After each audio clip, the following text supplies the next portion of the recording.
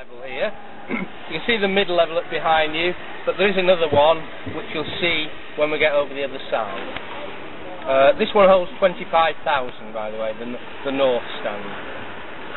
Most of the seats in the stadium is plain plastic, like the ones down here. Lots of them around the stadium, plastic seats. Hopefully you've noticed how lovely and comfortable your seats are this afternoon. Nice padded seats. One of these seats for this new season will have cost £2,700 for the season. If you look behind you, you'll see the glass windows of the private boxes. They run all around the stadium, from that corner over there, all the way round at that level to that corner over there. Various sizes. The boxes behind here, they happen to be 8-seater boxes, and one of those for this new season will have cost, I think it's 64,000. Okay, so it's private companies really that take those out. But if any of you want one, I suggest you put your name down on the waiting list on the way out, because there is a 10-year waiting list for some of those private boxes. Oh.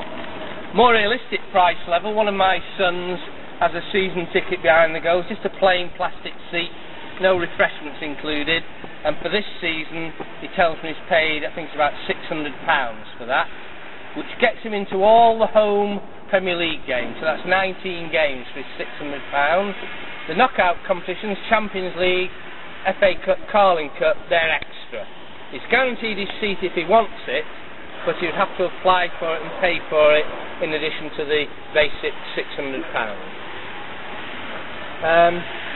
Okay, let's have a look around the stadium.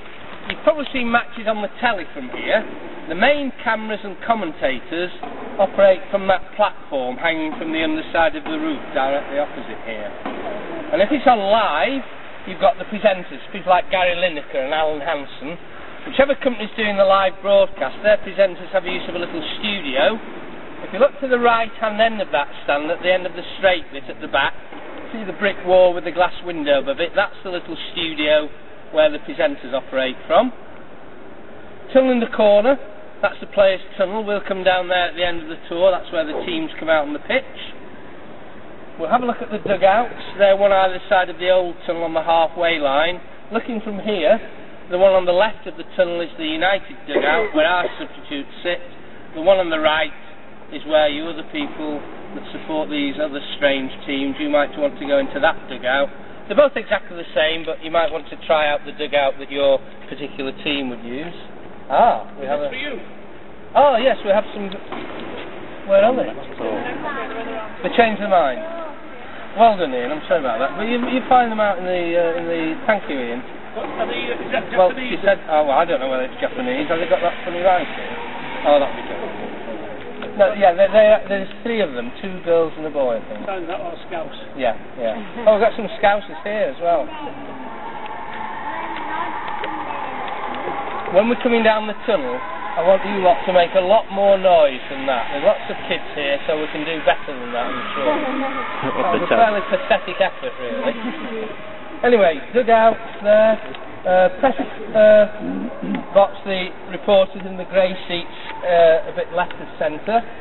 At the back of the end of the straight bit is the stadium control room. That's very important for you kids. I did say we're not allowed to go on the grass, so just remember that.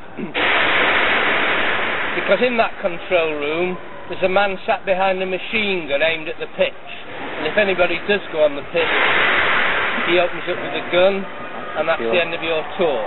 So just remember that, don't go on the pitch.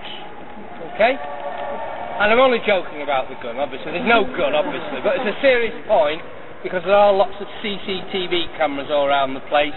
There's some along here, and it's operational 24 hours a day, the control room, not just on a match day. But there's definitely no gun, but that doesn't mean to say you can go on the grass. Still don't go on the grass. A bit further round, you see a smaller bay window at the back of the seats with the lights on. We have our own television channel here called MUTV, which broadcasts in this country every night of the week, 6 hours a night. We were building a new quadrant area there. I'm beginning to think it's collapsing on us. I hope it isn't, but it sounds a bit dodgy, that. Anyway, MUTV goes to over 40 different countries around the world as well. and that little studio there is where they do some of their interviews, and that's where the programmes are transmitted from.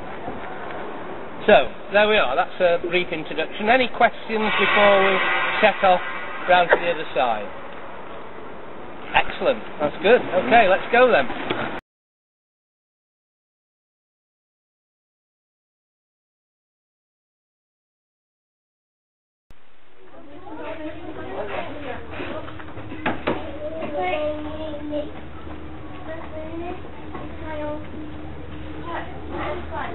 Okay, everybody.